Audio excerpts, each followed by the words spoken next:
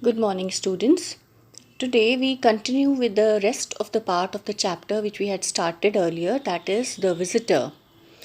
Now, in this chapter, till now we have read that there is a family living in Germany, that is the Huberman family, and they have hidden a Jew in the basement of their house. And the daughter of this family, whose name is Liesel, she just goes out and she comes to know that the Nazi party, the soldiers of the Nazi party, they are searching every house. Actually, they are searching the basement of every house. Actually, they are looking for a basement which could be used as a shelter. So, as soon as Liesel comes to know this, she's scared and she wants to go back home to inform about this to her parents. But she is very clever and she doesn't want to sound too suspicious. Just suddenly going back home would have made everybody else suspicious about this. So she falls down, she acts she's fallen down and she is hurt very badly, and this way she is able to go back home without making anybody else realize what could be the reason why.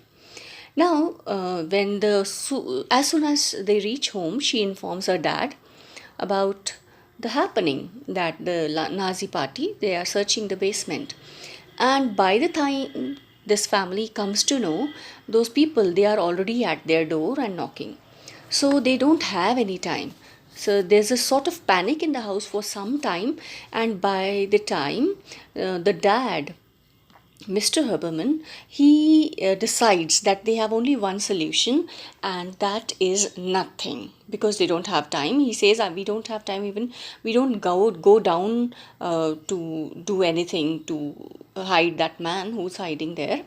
So he says we have nothing and we have to stay calm. Although Mrs. Huberman, who's written, the word is Frau Huberman, she's stunned at this reply, but she has to accept it because there's no other way out. The people are already knocking at the door. So let us continue with page number 86. That was not the answer Rosa wanted. So as soon as dad says nothing, Rosa was not expecting. She's shocked. Her eyes widened. Nothing? Are you crazy?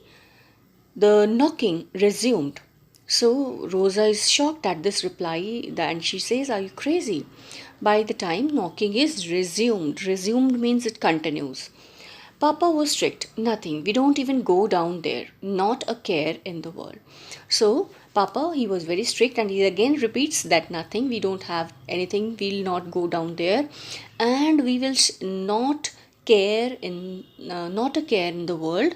He says that means we will just act and show as if we are not bothered. We are not bothered about anything. Everything slowed. So after this response, things slowed down. Rosa accepted it. So she definitely has to accept what father said. Clenched with distress. Now, clenched with distress means she was fierce, she was tensed, she was worried. She shook her head. So she shook her head, she bent down her head and proceeded to answer the door. Proceeded means went forward to answer the door. That means she went on to open the door. Liesel, Papa warned, just stay calm, understand? So by the time Papa warned Liesel also and told her that she should stay calm, she should not get worried. Yes, Papa, she tried to concentrate on her bleeding leg. So Liesel, being a very clever girl, she says yes, and she's concentrating on her bleeding leg. Her leg was bleeding because she had fallen down there, you remember? Aha. At the door, Rosa was still asking the meaning of this interruption when the kindly party man noticed Liesel. So, at the door, Rosa was asking those people who had come in for the cause, for the meaning of this interruption, why they had interrupted them or why they had knocked at the door. By that time, that kindly party man who had met Liesel in the playground also, he saw Liesel, the maniacal football player. So he remarked. He grinned, he smiled. How's the knee? So he came in and he asked her how the knee was.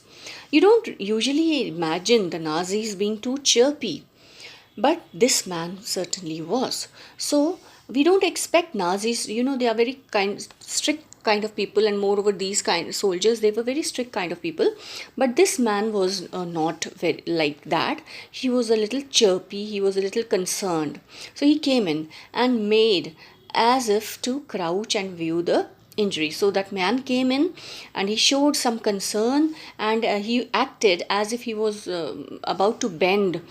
Crouch means bend and view the injury and see the injury. Does he know? Liesel thought. Can he smell we are hiding a Jew? So while he was looking at Liesel's injury, Liesel is thinking that does he know that they were hiding the Jew? So she says, can he smell? Can he smell here means can he make out, can he find out that we are hiding a Jew? Papa came from the sink with a wet cloth. So, as they had decided, they all were doing their own things. Like Papa was busy with the cloth, he had brought a wet cloth to clean her knee, and Liesel was busy with her knee. So he brought a wet cloth and soaked it onto Liesel's knee. So he started tending that knee. Does it sting? So he asked that, does it sting? Does it pain? His silver eyes were caring and calm. So his eyes, they were very caring and calm. The scare in them could easily be mistaken as for concern for the injury. So although he was trying to be very caring and calm, but there was still a little fear present in them, in the eyes of father. And by chance this could be mistaken for the concern for the injury. So it was little point that those people could find out the fear in his eyes, because obviously his daughter was hurt, so they could take that fear, the scare in his eyes for this injury. Rosa called across the kitchen. So Rosa, she was busy in her kitchen, so they were trying to act normal now. And it can't sting enough. Maybe it will teach her a lesson. So she says it can't sting her enough. That means this pain won't bother her. It will not affect her. She's not bothered about that pain. Maybe it will teach her a lesson. But she says maybe this will teach her a lesson. The party man stood and laughed, and that party man, who had come in, he was laughing. I don't think this girl is learning any lessons out there, Frau Hoberman. I think she teaches lessons to all those boys. Am I right, young girl? So he remarked that she is not affected. She is not going to learn any lesson. Rather, she teaches those boys there a lesson. Papa shoved the cloth into the injury, and Liesel winced rather than answered. So Papa was cleaning her wound, and Liesel winced. Winced means she made a sort of noise or a facial expression that showed that she was in pain and she was trying to hide something. It was Hans who spoke, quite sorry to the girl. So it was that party man, Hans, who had come in. So he just showed a quite sorry to that girl for that pain she was undergoing. There was the discomfort of silence then, and the party man remembered his purpose. So then everybody was quiet. There was silence, everywhere, and that silence made them a little comfortable. And then party man, he remembered his purpose, why they had come here. So he asked them, if you don't mind, he explained, I don't need to inspect your basement just for a minute or two to see if it is suitable for a shelter. So he asked the reason why he told them the reason, and he asked for the permission to search their basement. Papa gave Liesel's knee a final dab. So Papa is trying to be very, very normal and very casual. So he was busy with that knee. You'll have a nice bruise there too, Liesel. And he's speaking to Liesel that you might have got nice bruises over there also. Bruises means the scratches while falling down. Casually he acknowledged the man above them, and along with that, casually he acknowledged. Acknowledged means agreed. He told them yes, certainly, first door on the right, and he showed them the way also. Please excuse the mess. And he's trying to be normal. Look at the dialogues which makes the things normal. So he says, kindly excuse the mess. That means there might be mess down there. So please kindly excuse us for that. So we move on to page 87 now. It wouldn't worry. It can't be worse than some of the others I've seen today. This one. So that man, he says it's okay, no problem. We've seen many other messes, so it can't be worse than those. And that's it. So they go down to the basement. Now, while these people are going down, they are in the basement. Those 3 minutes, they were the longest, never ending minutes in the history of Hubermans, because those 3 minutes, they were just 3 minutes. 3 minutes passed in no time. It's a very short time, but those 3 minutes, they seem to be never ending for them, because every second was passing with a lot of difficulty. With every second, they were expecting maybe those people who are down in the basement, they will be able to locate that hidden Jew over there. So those 3 minutes, it seemed endless to them. Papa sat at the table. Rosa prayed in the corner, mouthing the words. So Rosa was praying, Papa was sitting at the table, and Liesel was cooked. Liesel was cooked means she was feeling very, very uncomfortable. She was in a very bad condition. She was physically also feeling pain, and mentally also she was feeling disturbed. Her knee, her chest, the muscles in her arms, I doubt any of them had the audacity to consider what they'd do if the basement was appointed as the shelter. Now, in these 3 minutes, they were just thinking about that particular thing, that whether those people will be able to find out the hidden Jew over there. So, they did not have the courage to think about anything else, whether whether their basement would be found suitable for the shelter or not. So nothing was coming into their mind except that Jew and those people. They had to survive the inspection first. So the first step was they had to survive this inspection. Then the things, if their basement is appointed as shelter, they will see to it later on. So first, this inspection should go smoothly without that Jew being exposed. They listened to Nazi's footsteps in the basement. So they were hearing, because there was too much of silence in the house, so they could hear the Nazi footsteps in the basement. There was a sound of measuring tape. Liesel could not ward off the thought of Max sitting beneath the staircase to the basement, huddled around his sketchbook, hugging it to his chest. So they could hear the footsteps, the sound of the measuring tape. And Liesel, what she was thinking, she could not ward off the thought. Ward off means she could not protect herself against those thoughts. She could not keep them away. The thought of Max, she knew that he must be sitting beneath the staircase to the basement, and he must be huddled. Huddled means closed, with his hands and legs close to each other, to his body, and he must be huddled with his sketchbook, must be carrying his sketchbook along. Maybe that was some special sketchbook here which he was using to make the sketches of his family members, or maybe it belonged to some of the family members, maybe to his children also. So that sketchbook was very close to his heart. That is why maybe he must be carrying that with him, hugging it close to his chest. Papa stood another idea. So Papa got up from the table because maybe he had got another idea. Now let us see what that idea is. He walked to the hall and called out. So he walked to the hall and he called out to the people down there. Everything's good down there? So he asked them, just casually. The answer ascended the steps. So the answer came upstairs. Ascended means came up. On top of Max Vandenberg. Another minute perhaps.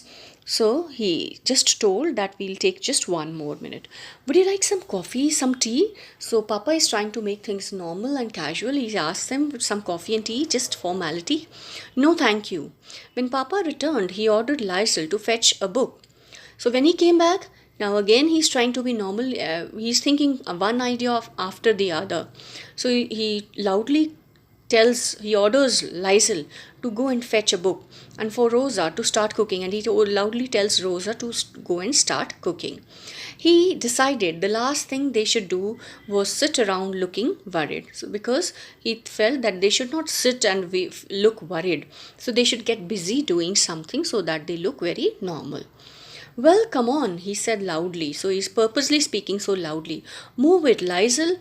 I don't care if your knee hurts. So he tells loudly, even if you're hurt, you'll have to go and complete your book. You had promised. You have to finish that book, like you said. Liesel tried not to break. So Liesel also tries to sound normal, not to break. See, she says, yes, Papa. What are you waiting for? It took great efforts to wink at her. And again, Papa says loudly to Liesel, what are you waiting for? Go, move. And and he winked his eye. So that it took a lot of effort for him to wink an eye on her. Wink an eye means like he just pressed one of his eyes to tell her that I'm just doing this as an acting. It took great effort to wink at her, she could tell. So even Liesel could make out. In the corridor, she nearly collided with the partyman. So as she was going down to her room, she collided. Like they had a collision. The partyman, they were coming up. In trouble with your papa, her? Never mind, I'm the same with my own children. So that party man, he tells me that are you in trouble with your father? So your father is trying to be very strict with you. So he tells her, it's okay, no, don't mind, because I am also the same with my children. They walked their separate ways. So they parted ways. That means Liesel went to her room, and the party man, they came upstairs. And when Liesel made it to her room, she closed the door and fell to her knees. So as soon as Liesel was in her room, she closed her door, and she fell out of nothing. Like she was so feeling bad and so tensed. So she just fell to her knees. She could not make her walk. Despite the added pain, although when she fell down, her knees ached more, but she fell down. She listened first to the judgment that the basement was too shallow. So she was very quiet, and she listened to the judgment which was being passed on by those party men who had come after inspecting the basement. So they announced that the basement was too shallow. It was not that broad. So then the goodbye, and then they said goodbye, one of which was sent down the corridor. And one of the goodbyes was sent down the corridor to Liesel's room also. Maybe that same party man who had been very kind. Goodbye, maniacal football player. So he wishes her. She remembered herself of why the Zane goodbye, and she comes back to her consciousness, and she also wishes back. She answers back, and look at this word, how it is to be pronounced. She says, "Auf Wiedersehen, goodbye."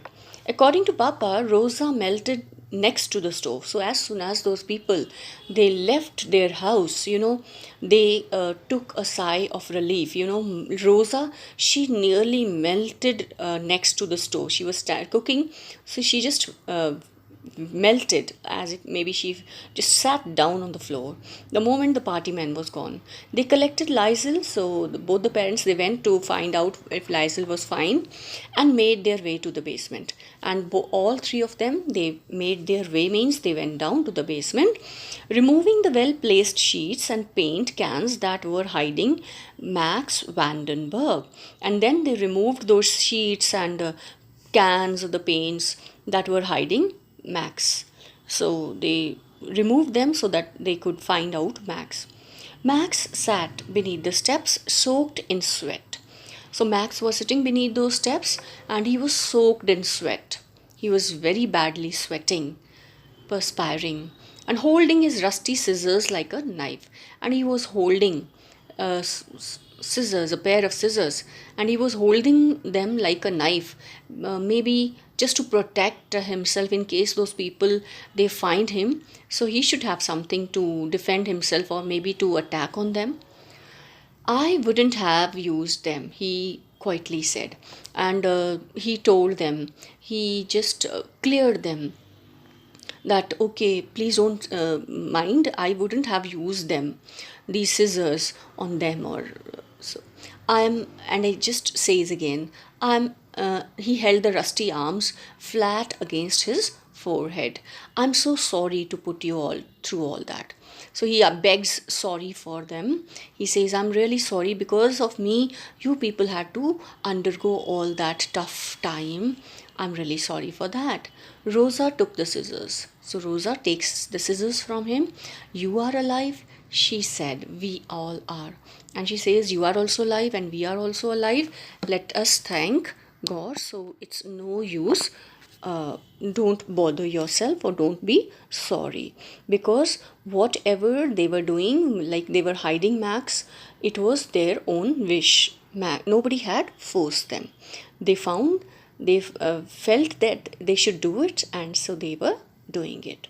So this finishes the chapter. I hope you've understood the story, and a nice story, a human touch to it, because we learn that some people are there who are so passionate, who are so human, who are so caring and compassionate, that they don't worry about the things which are going around. They don't worry about themselves. They can go up to any extent to help their fellow beings. So that is a lovely lesson which we learn from this story. And this is maybe like just one story, but there may be many more stories like this available in the world, because there are many people who are there like this in the world, who can go up to an extent to help. So that is the lesson which we learn. So just children, go through this chapter once again, and bye for now.